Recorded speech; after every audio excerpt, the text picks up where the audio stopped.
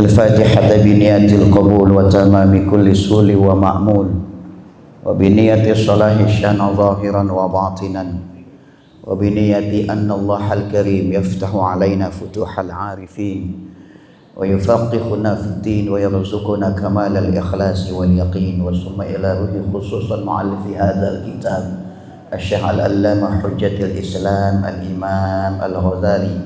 ثم إلى أرواح آبائنا ثم إلى أرواح مشايخنا ومشايخنا ومعلمنا في الدين. ثم إلى أرواح آبائنا وأمهاتنا. ثم إلى أرواح جميع أموات المسلمين.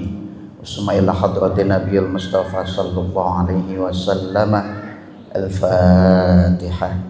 أعوذ بالله من الشيطان الرجيم. الحمد لله رب العالمين الرحمن الرحيم مالك يوم الدين إياك نعبد وإياك نستعين اهدنا الصراط المستقيم صراط الذين أنعمت عليهم غير المغضوب عليهم ولا الضالين آمين. بسم الله والحمد لله والصلاة والسلام على رسول الله وعلى آله وصحبه ومواlah amma ba'd. Shaimin shaimat hadirin jamaah Masjid Jami Al-Hikmah rahimakumullah. Kita lanjutkan kajian kita terhadap kitab Mukhtasar Ihya Ulumuddin karya Hujjatul Islam Al-Imam Al-Ghazali. Kita masih membahas tentang Kitab Adabil Aql, masuk subbab tentang Adabud Diyafah. Yang lalu kita sudah bahas bagaimana adab mengundang dan juga adab memenuhi undangan. Berikutnya adalah adab menghadiri undangan dan bagaimana tuan rumah adabnya menyajikan makanan. Kita lanjutkan. Qala Syekhul Mu'allif rahimahullahu taala wa ataman naf'a bihi wa nafa'ana Allahu bi barakati 'ulumihi wa bikum fid dharain. Amin. Summa qala. Selanjutnya Imam Al-Ghazali menuliskan wa ammal hudur, adapun adab menghadiri undangan. Yang pertama fa adabuhu an yadkhula ad-dar wa la yatasaddara fi fayakhudha ahsanal amakin bal yatawadhu. Yang pertama masuk rumah atau ruangan tuan rumah dengan tidak memilih tempat yang terbaik. Jadi kalau kita masuk rumah orang, apakah bertamu atau diundang, jangan kursi tuan rumah kita dudukin. Paham ya? Atau yang kita ngelihat nih, ada undangan acara yang di situ ada perbedaan, ada yang digelar mungkin semacam kursi sedikit, yang rasa-rasa itu bukan jatah kita, jangan kita ambil. Ya. Jadi kalau bertamu ke rumah orang, kira-kira itu biasa kursi yang agak ke dalam ruang tamu itu mungkin kursi untuk tuan rumah gitu ya. Jadi kalau kita masuk, kita nggak memilih tempat yang terbaik, melainkan kita masuk dengan sikap tawadhu. Bahkan kalau belum dipersilakan duduk, sebaiknya tidak duduk.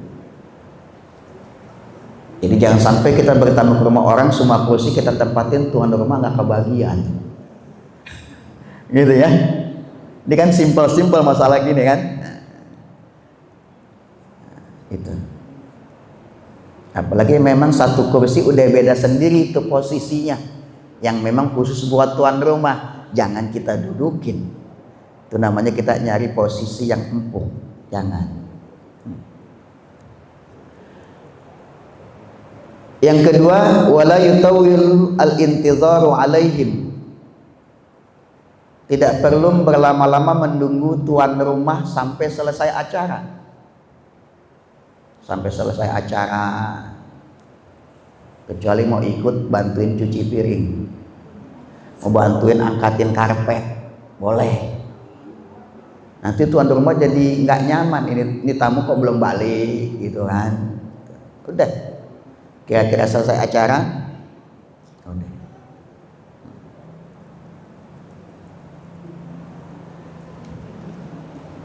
Wala ya'jal bihaitsu ya faja'uhum qabla tamamil isti'dad. Dan juga jangan datang mendadak, tidak terburu-buru datang secara mendadak sebelum tuan rumah melakukan persiapan. Kata tuan rumah datang jam sekian ya, udah datang jam segitu, lewatin dikit, gitu ya. Tuan rumah udah kasih kode, nanti acara datang jam sekian. Jangan kita datang sebelum jam sekian, bisa jadi tuan rumah belum siap. Tuan rumah bisa jadi belum mandi, belum pakai pakaian, bisa jadi masih gelar karpet, masih mempersiapkan yang lain.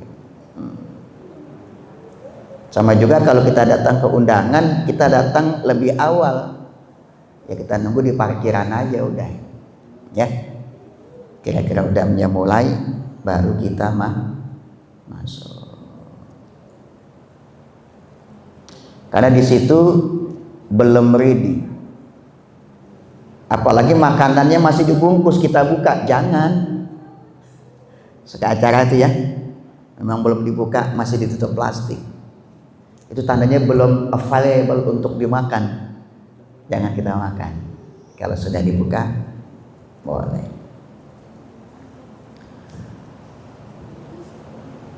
Berikutnya wala yadhiqal makana 'alal hadirin bizahmah. Yang keempat, jangan malah mempersempit tempat bagi hadirin undangan yang lain saat kondisinya berdesakan sudah penuh. Kalau udah penuh jangan ditambah-tambahin lagi. Orang aja udah nyesek, kita tambahin juga, nyelip, jangan. Sama juga sholat, nih penting, sholat jamaah.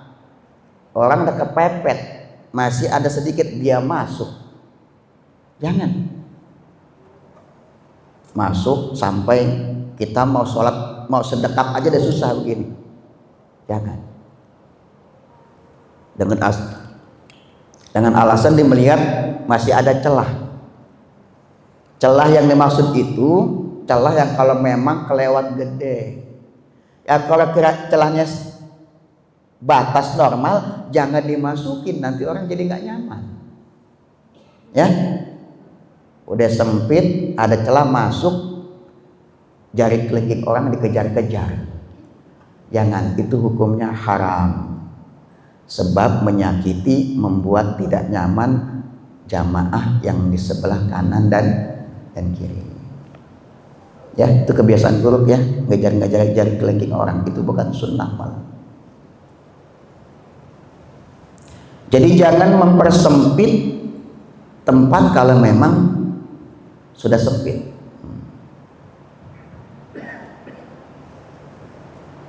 Sebab di sana terjadi ada ketidaknyamanan.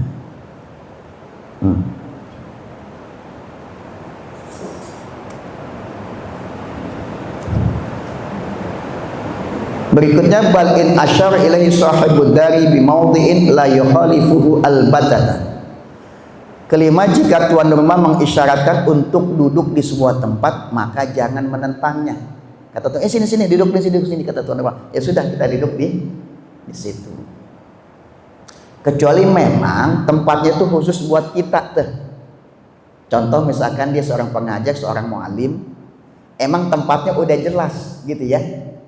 Cuma mungkin karena acaranya belum mulai, dia belum mau dudukin. Atau dia boleh duduknya itu mungkin sebelum didudukin dia pilih tempat yang lain, baru kemudian setelah acara baru dia menempati duduk di yang disediakan.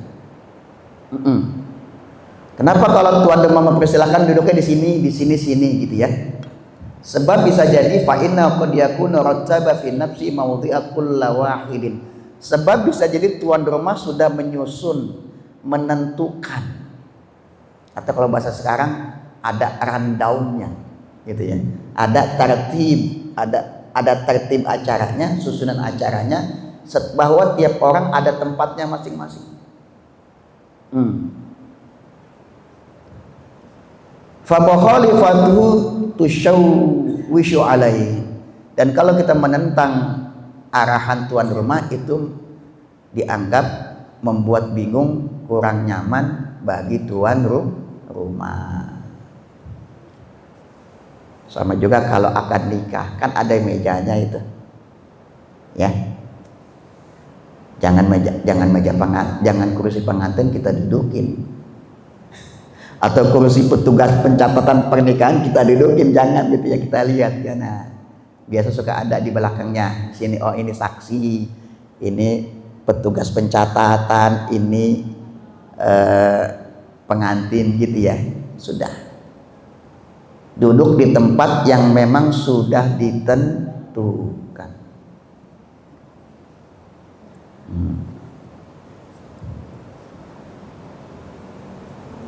Berikutnya wa in asyara ilaihi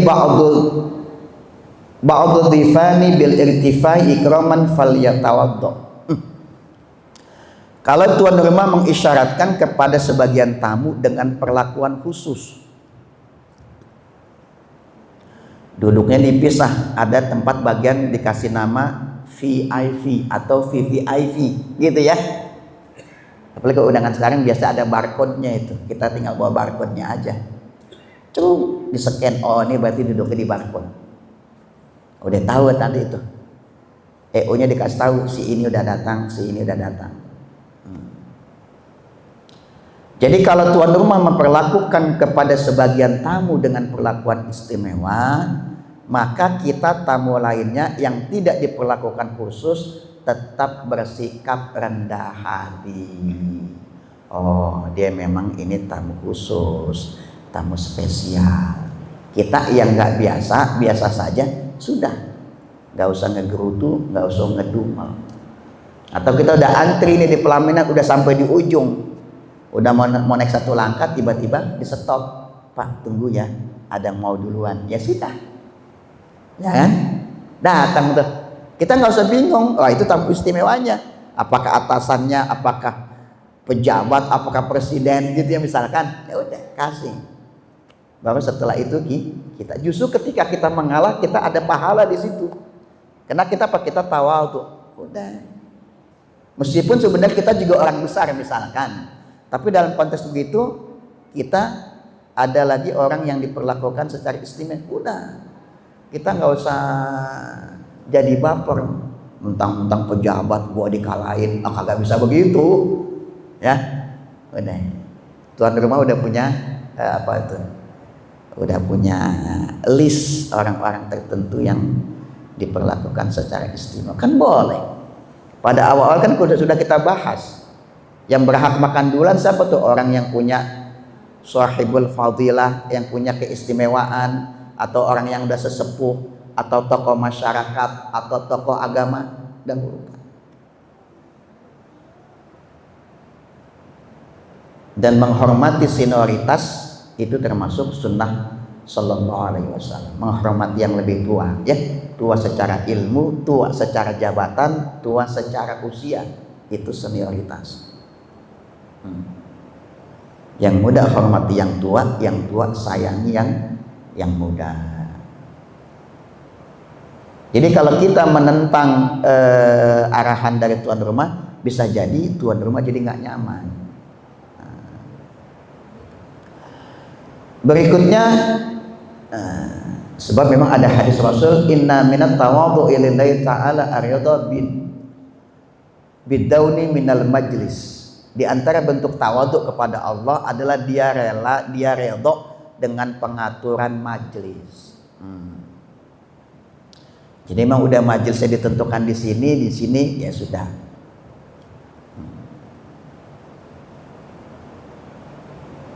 Ada hadisnya malah di bawah, kita harus ridho.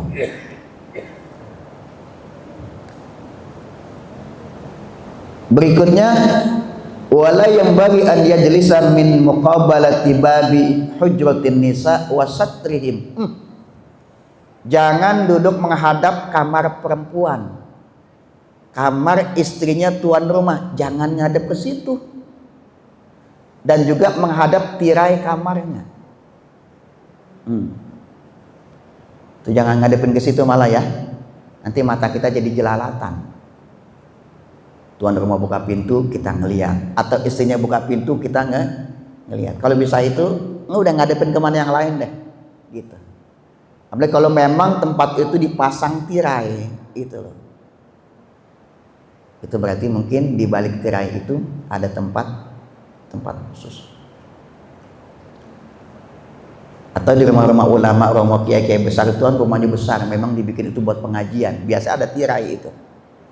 Tirai di belakangnya itu yang bisa nanti gurunya kiai ulama datang dari situ. Itu kita jangan menghadap ke situ. Jadi jangan duduk menghadap kamar istri tuan rumah atau tirai kamarnya.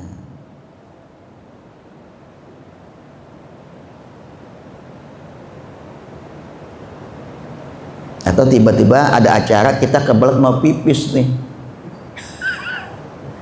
Ya dia pipisnya jangan pipis di kamar tuan rumah ya. Jangan. Kamar itu privasi. Nggak boleh orang itu bisa masuk sembarangan. Habis masuk kamar tuan rumah pipis pakai rebahan lagi. Oh jangan juga. Ya. Berikutnya, wala yuksirun nadhar ila al-mawdi' alladhi yakhruju minhu at-ta'am. Dan juga jangan banyak memandang, memperhatikan tempat keluarnya hidangan makan. Tuh mata kita jangan ngeliat ke dapur gitu. Sebelah sana ada makanan, mata kita ngeliat terus. Jangan juga. Ya. Kenapa? Sebab hal itu menandakan kita lagi kepengen banget. Nandanya itu fa innahu dalilun ala syarah. Sebab kalau kita mandangin dapur orang, makanan orang, tanda kita kepengen makan makanan itu. Jadi kalau ada makanan, pura-purain aja udah gitu ya. Jangan dilihat.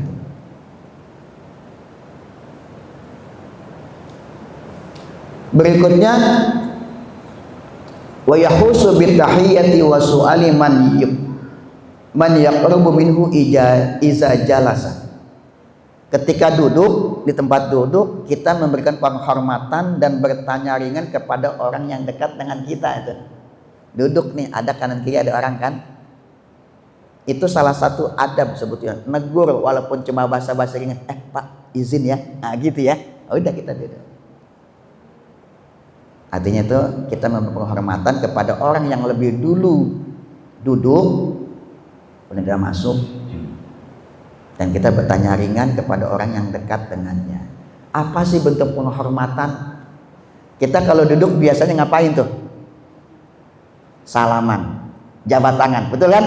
Itu bentuk penghormatan. Ketika kita duduk tuh sebelahnya kita ngajak salaman, jabat tangan yang di kanan kiri. Itu bentuk penghormatan. Gimana kabarnya? Udah gitu aja. Sekedar mujamalah, basa-basi bertanya ringan kepada orang yang dekat duduk dengan kita. Jadi jangan asal duduk jedek kanan kiri, dia nggak nyapa, dia nggak memberikan penghormatan. Minimal izin duduk di sini ya, gitu. Atau memberi isyarat, misalkan kita di sini, gitu kan, misalkan begini. Berarti kita memberikan bentuk tahiyat, penghormatan kepada orang yang lebih dulu duduk dekat dengan tempat duduk kita.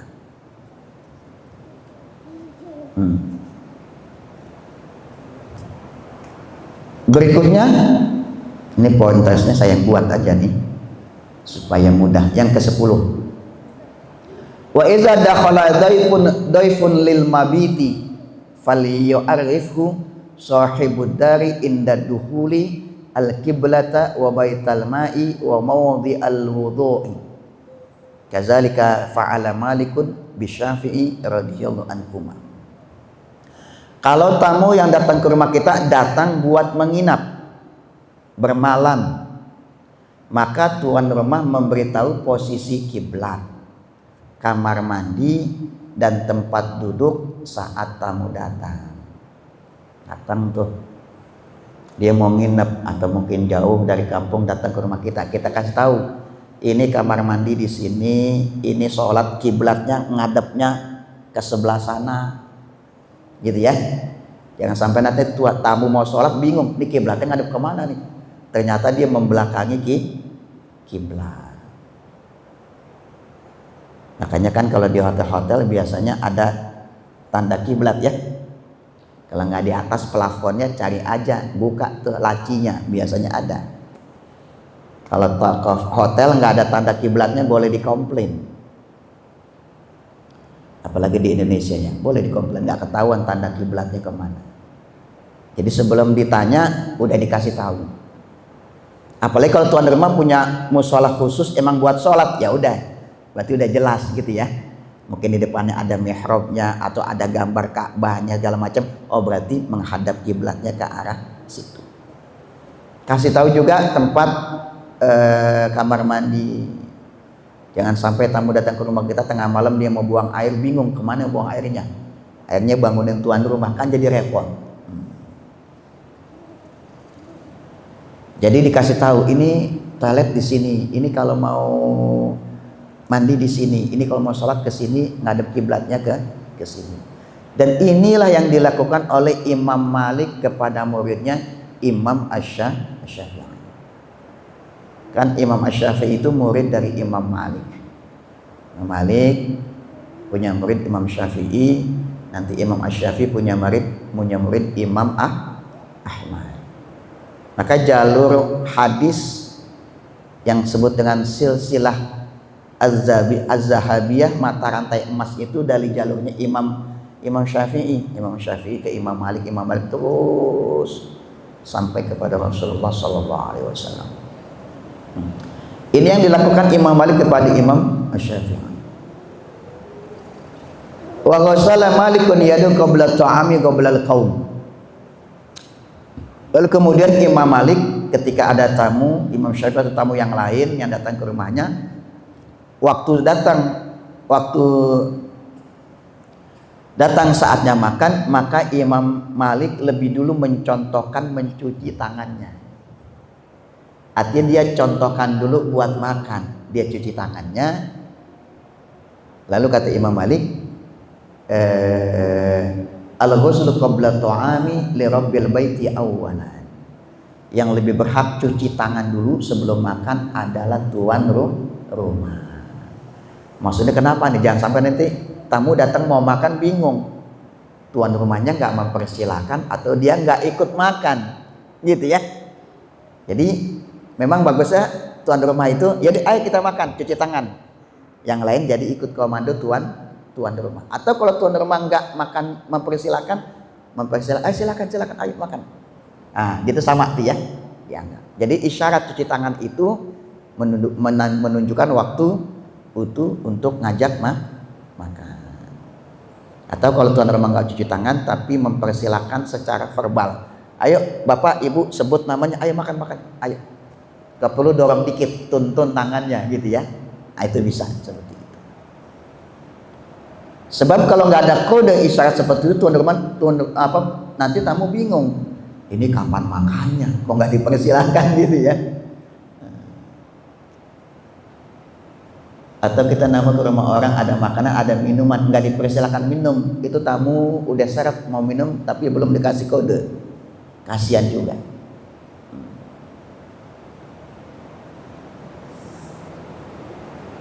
Li'annahu yad'un nasa ila karamih. Nah, sebabnya kenapa Imam Malik mencontohkan cuci tangan lebih dulu sebelum tamu, dia sedang menunjukkan kemurahan hatinya sebagai tuan rumah.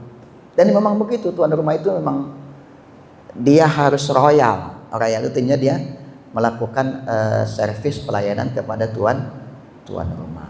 Dan itu sama juga sedang menunjukkan kemurahan hatinya. Fa hukmuhu an yataqaddama bil ghusli, maka itulah maksudnya hikmahnya tuan rumah cuci makan terlebih dahulu. Wa fi akhir ta'ami yata'akharu bil ghusli. Tapi pada akhir makan tuan rumah paling belakangan nyuci tangannya. Nyuci tangannya paling belakangan tuan rumah. Lian tazra an yadkhula min man ya'kulu fayakula ma'ahu. Bisa jadi nunggu masih ada orang yang datang pengen makan. Jadi bisa makan bareng sama tuan rumah. Tuan rumah udah cuci tangan atau piring udah diangkat-angkat, ada tamu baru masuk, kan bingung jadinya. mau makan piring udah diangkat, karpet udah dilipat, betul nggak? Maka di sini ada hikmah tuan rumah belakangan dia tuh, cuci tangannya belakangan. Kalau nanti ada tamu yang datang, tamu itu jadi nggak risih, oh masih ada teman makan, maka dia makan.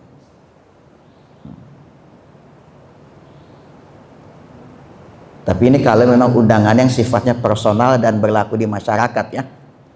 Kalau undangan di gedung mah habis kita makan piring kita udah langsung diangkat ya.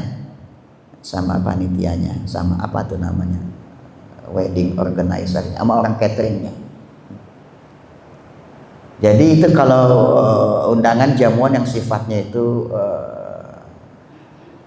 orang-orang di rumah tetangga atau kerabat gitu ya.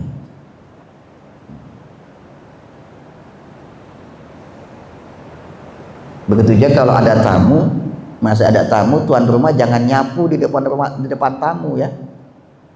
Nanti tamu tuh bingung, ini gue jangan udah disuruh usir, disuruh pulang ini. Udah jangan. Kalau ada selesai baru tuan rumah beberes. Kecuali waktunya lama, nih tamu belum pulang-pulang, boleh dikasih kode begitu. Berarti kelamaan juga tamu ada di rumah tuan rumah. Kan tadi sudah ada adab gitu. Tamu itu jangan sampai nunggu lama-lama sampai benar-benar acara full kelar. Jangan. Sebab bisa jadi setelah itu ada acara yang lain. Jadi kalau kita dikasih acara segini ada waktunya sudah seperti itu.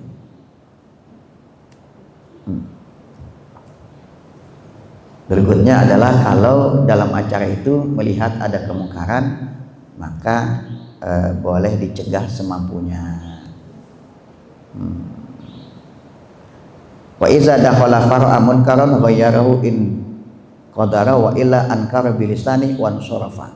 Kalau mampu, kalau nggak mampu ya sudah, maka diingkari lewat lisannya dan kemudian dia pulang. Atau kita mau amar ma'ruf nahi munkar tapi kita nggak mampu, hanya menimbulkan jadi kontraproduktif, ya sudah, maka kita tinggalkan tempat itu.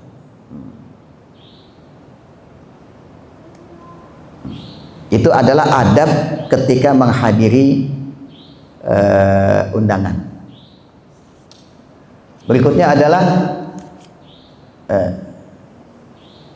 wa amma ikhdaru ta'ami falahu adabun khamsatun. Adab menyajikan makan tuan rumah ada 5. Al-awwalu ta'jilut ta'am. Yang pertama menyegerakan menyajikan. Fadzalika min ikramil dhaifi, sebab itu bentuk memuliakan tamu. Makanya kan sunnah kalau puasa namanya ta'jilul fitri, menyegerakan berbuka. Jangan berpikir puasa kan sampai maghrib, saya makannya isya aja deh, pahalanya lebih gede. Itu malah salah ya. Itu namanya takhirul fitri, menunda berbuka, malah bukan sunnah. Sunnahnya adalah menyegerakan berbuka. Dan juga nggak perlu nunggu azan sampai selesai, nungguin azan selesai baru buka, enggak ya. Masuk waktu maghrib azan, meskipun belum selesai boleh berbuka.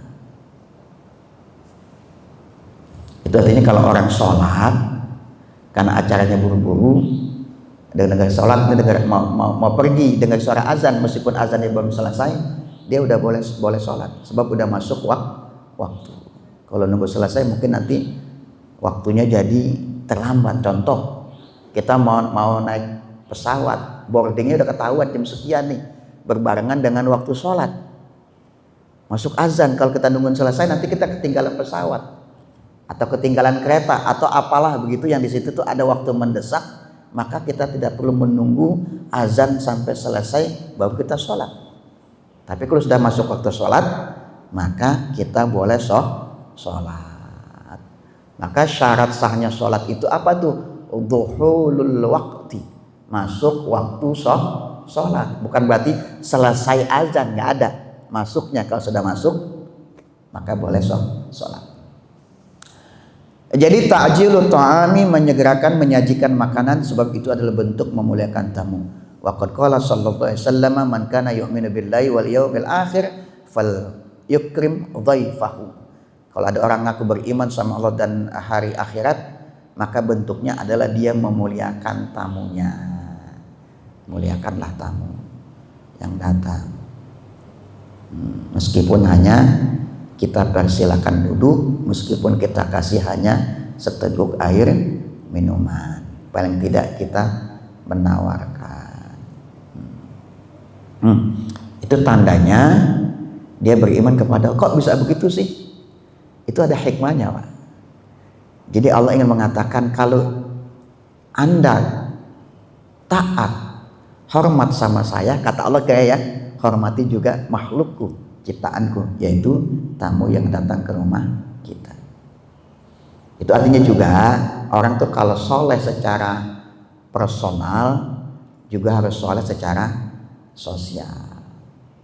Coba aja ayat sholat, pasti ayat sholat itu dibarengi dengan ayat apa tuh? Ayat tentang zakat. Apa tuh? Menegakkan sholat dan juga membayar zakat.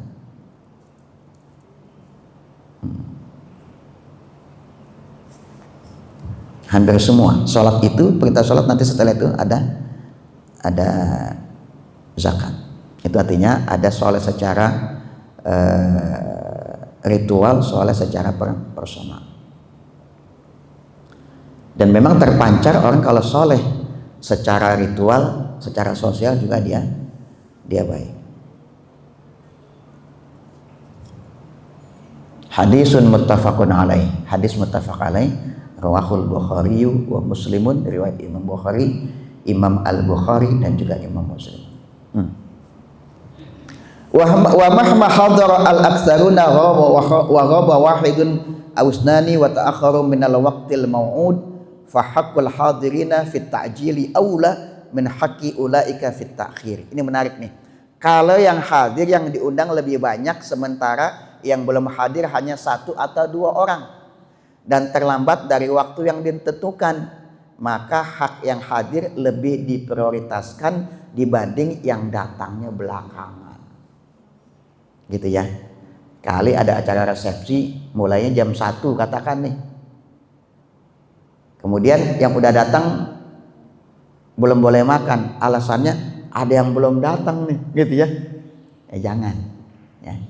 Jadi kalau begitu maka yang datang lebih dulu punya hak untuk menikmati makanan. Yang belakangan datang juga datang belakangan.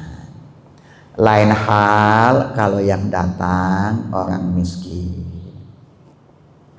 Illa an yakuna al-mutaakhiru faqirun wa inkasir qalbuhu bizalik, kecuali yang datang belakangan orang miskin yang kalau dia ditinggal makan dia jadi baper. Ya gua ditinggalin misalkan gitu ya. Ada kan begitu tuh. Ya orang kan mohon maaf, yang namanya orang susah itu kan gampang sakit hati dengan perlakuan orang. Dia berpikir itu orang memperlakukannya tidak, padahal itu persepsinya saja. Ini luar biasa loh, akhlak salaf itu sampai ada orang kalau ada miskin, kayaknya kalau kita makan dulu nanti dia jadi merasa tersinggung.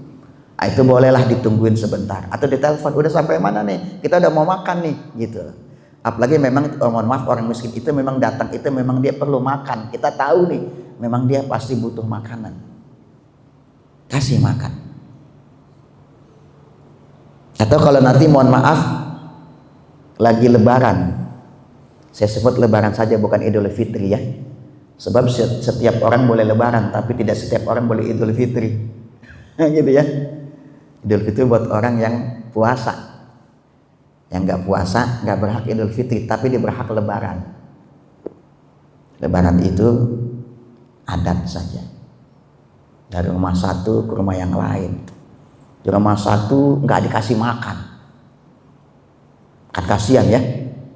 Datang ke rumah kita. Emang kita tahu, oh di sana belum kasih makan. Kasih makan. apalagi makannya banyak. Oh, berarti dia butuh makanan.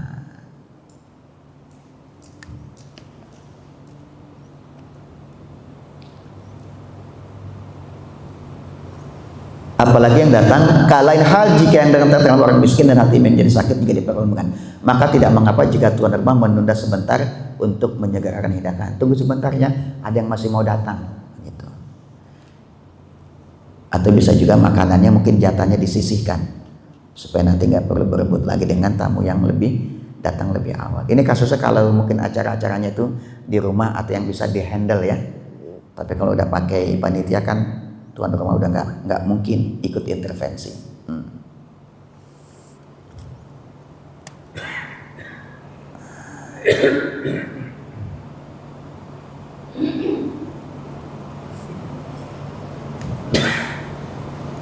Wa hadul ma'nayaini fi qaulihi ta'ala hal adaka haditsu dhaifi Ibrahim al-mukrami. Maka salah satu makna tafsir firman Allah, sudahkah sampai berita kepadamu tentang tamu Ibrahim yang dimuliakan. Jadi Ibrahim ini memang nabi yang senang menjamu tamu. Dia kalau makan ngajak orang, dia mau makan nih, siapa yang bisa saya ajak makan, bahkan sampai jalan jauh cuma buat ngajak makan sama Ibrahim. Makanya tradisi mentraktir orang itu tradisi para nabi loh, traktir orang makan. Dan itu jalur pintas masuk surga. Annahum ukrimu bi ta'jili ta'ami ilaihim. Maksud maknanya adalah bahwa dimuliakan dengan cara disegerakan hidangan kepada mereka.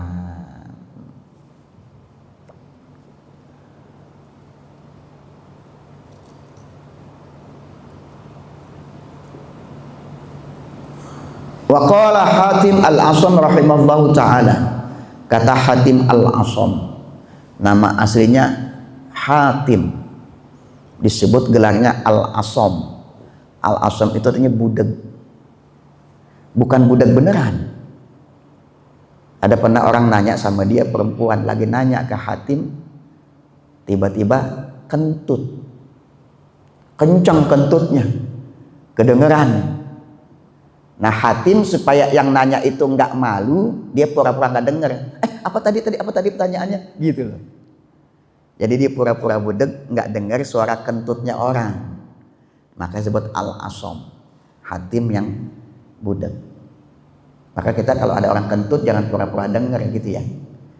Jangan, ajak ngomong yang lain aja. Jadi kalau ada aib itu maksudnya dialihkan supaya dia nggak malu. Jadi kalau orang kentut jangan pakai disikut, kentut lagi ente gitu ya. Udah, kita itu pura-pura nggak dengar aja. Apalagi kalau kentutnya kentut yang refleks ya. Ada orang ketawa itu sampai terkentut-kentut kan? Ketawa sampai terkentut-kentut. Oh, udah kita jangan diperbesar. Wa qala Hatim al-Asam, kata Hatim al-Asam ini, al-ajalatu minasyaiton illa fi khamsatin. Terburu-buru itu berasal dari syaitan kecuali pada 5 kondisi. Fa innaha min sunnati Rasulillah sallallahu alaihi wasallam. Nah, 5 yang terburu-buru ini termasuk sunnah tuntunan dari Rasulullah. Apa itu yang 5? It'amud dhaif. Yang pertama adalah memberi makan tamu, menyajikan makanan meskipun cuma seteguk minuman. Berikutnya watajhizul mayyiti, mengurus mayit. Ya, maksudnya disegerakan urus, jangan dibiarkan gak ada yang ngurusin gitu ya. Tapi juga jangan dimaknain secara buru-buru. Meninggalnya setengah meninggalnya jam 5 sore, langsung jam 6 dikebumikan gitu ya.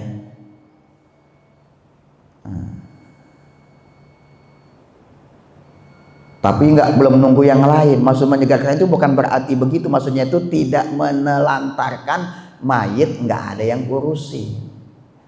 Maksudnya gitu. Ya.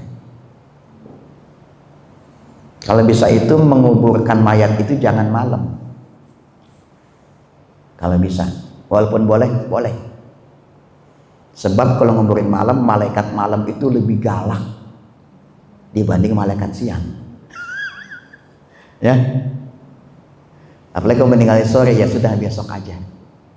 Menunggu kesempatan, mungkin keluarga, apalagi ada keluarga yang jauh yang mau datang, mau ngurusin, ada anak yang mungkin harus pesan tiket pesawat, atau mungkin ada di luar negeri mau datang. Udah.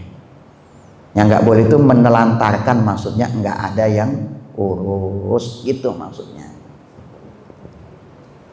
Jadi malaikat malam itu lebih galak. Kalau berani, silakan. Kemudian adalah wa tazwijul bikri, yaitu menikahkan anak gadis kalau memang sudah ada jodohnya yang baik. Nah, nanti itu kalau belajar fikih ada yang namanya itu al-kafaah. Alfa itu konsep kesetaraan. Konsep perempuan itu dia punya hak, atau orang tuanya punya hak untuk menentukan calon suami si anaknya. Itu namanya konsep kafaah. Itu yang namanya sekufu. Gitu ya. Itu boleh. Boleh. Nah, itu belajar fikih jelas tuh.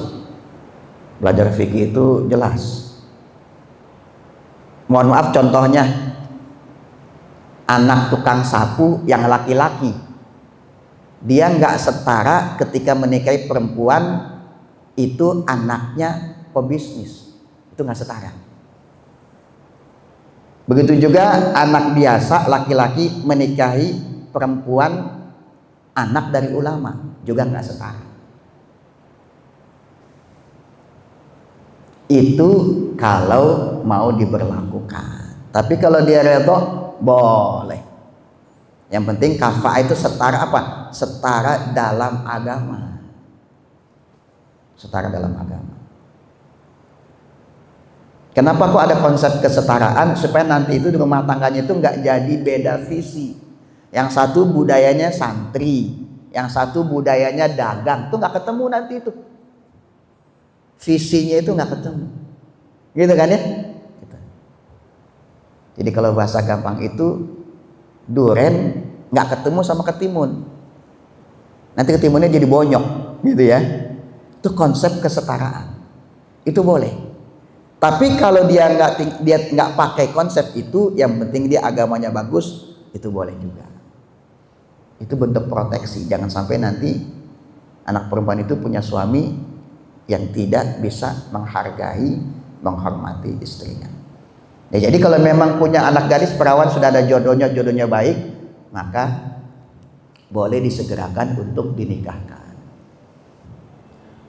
Wa qada'u daini, yang berikutnya adalah segera membayar hutang kalau sudah ada dananya. Kalau hutangnya hutang yang sifatnya perbankan, ya pasti itu sudah ada tanggalnya ya. Jadi kalau kita punya hutang, kita sengaja tunda-tunda, penundaan itu adalah bentuk kezaliman. Matlul ghani zulmun, ada orang yang mampu bayar hutang tapi dia tunda-tunda, maka itu adalah bentuk kezaliman. Hadis. Berikutnya adalah wataubatu minadz-dzambi, segera bertaubat dari melakukan dosa.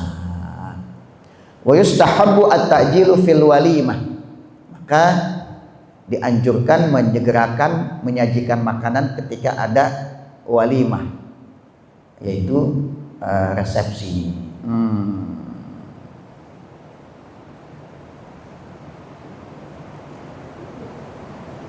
Al-walimatu fi awwali yaumin sunnatun wa fi tsani ma'rufun wa fi tsalisi riya'un. Ini menarik loh. Ada ungkapan bikin acara awal hari itu sunnah. Kalau hari kedua itu biasa.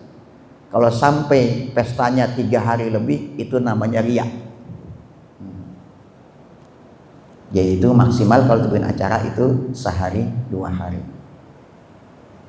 Kalau sampai di situ itu dianggap bisa berpotensi dia sedang riya. Tapi hadisnya hadis mursal ya. Tapi kalau Abu Hurairah bilang hadis ini marfu'.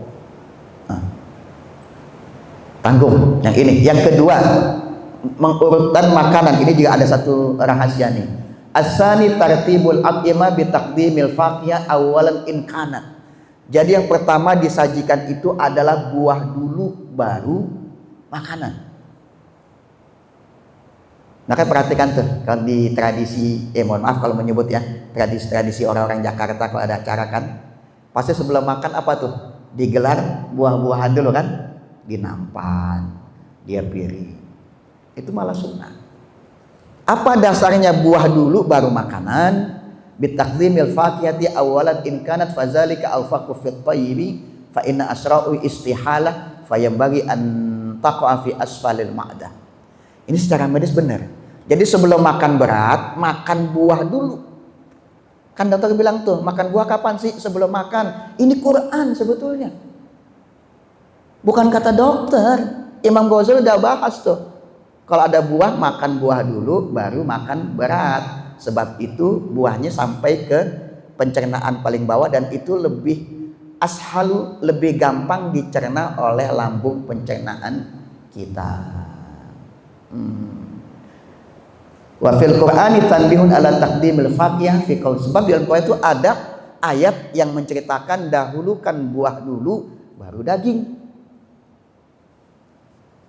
Di dalam surat Al-Waqiah itu ya, yang biasa kita hafal. Wa faqihatin mimma yatakhayyarun. Dan disajikan buah-buahan yang terpilih. Nanti masuk surga Pak, sebelum makan daging, makan buah dulu. Summa qala, baru Allah berfirman, walahmi thayrim mimma yashtahun. Setelah itu disajikan daging burung yang mereka inginkan. Buah dulu baru makan berat. Quran ini ya, Quran. Imam Ghazali udah bilang, dan ini juga dasarnya adalah Al-Quran. Ini ayat juga menjadi dalil nanti kita kalau masuk surga senang ngumpul-ngumpul. Sekarang kan kita bikin ngumpul-ngumpul nih, reuni sama kawan segala macam ya. Nanti di surga juga kita kumpul-kumpul tuh, makan buah, makan daging dan seterusnya. Nanti setelah makan buah-buahan atau daging barulah makan sajian yang berikutnya. Nah yang ini insya Allah kita lanjutkan pada pertemuan yang akan datang. Sudah jam 6 lewat. Wallahu a'lam bishawab. Ada pertanyaan? Cukup ya. Makan sahur udah turun ya. Udah waktunya istirahat. Sebab habis sahur langsung tidur kan nggak wali juga. Secara itu nggak bagus buat pencernaan. Baik, kalau ada pertanyaan insya Allah kita lanjutkan setelah Ramadan. Nanti menunggu info dari pengurus masjid kapan kita lanjut kembali. Wallahu a'lam bishawab. Assalamualaikum warahmatullahi wabarakatuh.